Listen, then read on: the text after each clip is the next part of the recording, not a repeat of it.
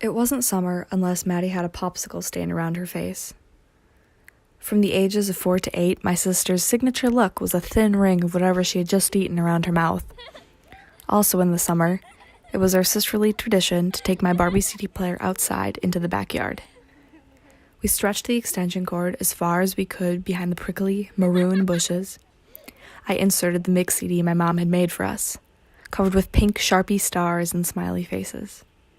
It was music from our favorite Disney movies or other children's CDs my mom refused to buy.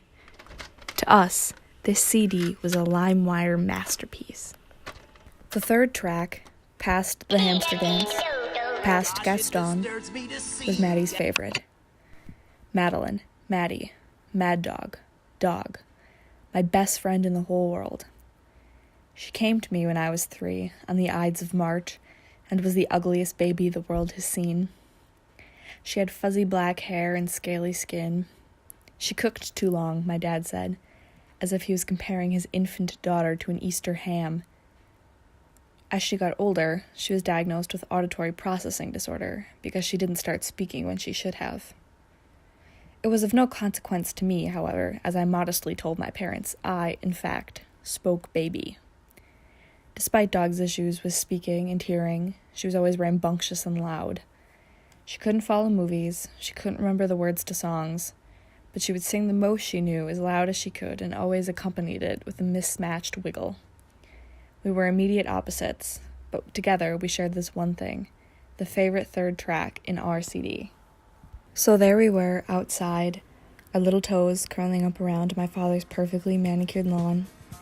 Casey's fingers begin the starting measures on the piano, and Dog, now a gap-toothed girl with huge blue eyes and blonde hair, moves her whole body side to side, clapping sticky hands together and offbeat.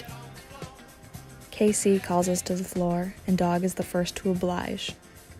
My dad, who I can only assume was a disco junkie as a young man in the 70s, had taught her a few moves. She holds up peace signs to her eyes and brings them down with a head bob full of attitude. She intermittently yells out a word she recognizes in a song, just a half a second after it is sung. The Sunshine Band's trumpets invite us 25 years after they were played to shake our hips from side to side, our movements matching their sound. This is a part Dog knows. When Casey asks her to shake, she does, and she switches up moves in between. I teach her how to move her arms up and down across her body, the classic disco move. She grabs both my hands, and we swing wildly back and forth until we get tired. It became her anthem. Even though I don't speak baby anymore, I know that shake your booty is the key to cheering her up. After a hard day at school, I take her for a drive and play her favorite song, even if she just wants to pout. She responds to Casey's calls every time, though reluctantly.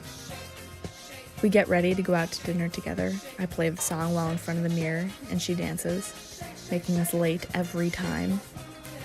Luckily, her signature look today is a strong cheekbone highlight and not a ring of Freezy Pop around her mouth. But her signature dance was and always will be a disco booty shake.